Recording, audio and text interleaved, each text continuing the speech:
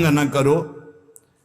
जो सांसारिक परिवार के मोह और राग में आसक्त होकर भोगों को सुख मान रहे हैं, ऐसे लोगों का संग नहीं करना चाहिए, नहीं बहुत बड़ी हानि हो जाती है। ये हमने देखा है, विचरण के समय हमने इस बात को देखा है। कई ऐसे साधक बहुत सावधान, मतलब परिवारासक्त मोही पुरुषों का संग साधक के लिए जहर है। जिस संसार के राग को छोड़ करके तुम भगवान के मार्ग में आगे बढ़ना चाहते हो, चाहे गृहस्थ हो चाहे विरक्त हो, बहुत संभल करके सत्संग करो, बहुत संभल करके संग करो।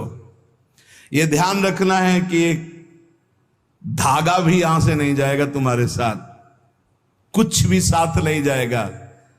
तुकाराम जी कह रहे हैं, धन परिवार नाना प्रकार की भोग सामग्री मान प्रतिष्ठा, इससे जब मन हटता है तब वो सच्चा आनंद प्राप्त होता है। ये 2-4 माला जपे बोले अभी आनंद नहीं प्राप्त हो रहा।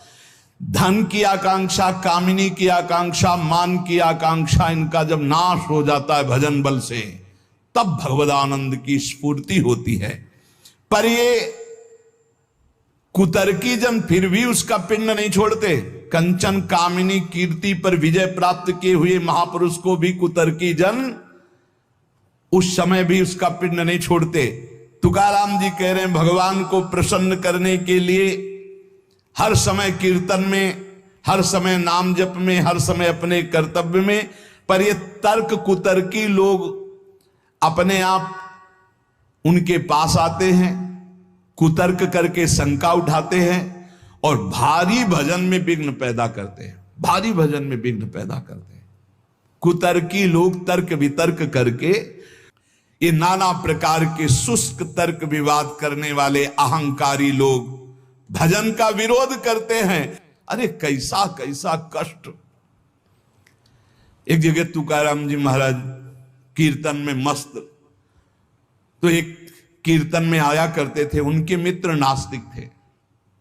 उनसे कहा, एक बार आप तुकाराम जी के कीर्तन में चलिए, और अगर आपको भगवदानंद ना आवे तो फिर आप जैसे भगवान की निंदा करते रहते हो, हम आपको कभी नहीं रोकेंगे, आप हमारे दोस्त हो, एक बार चलो।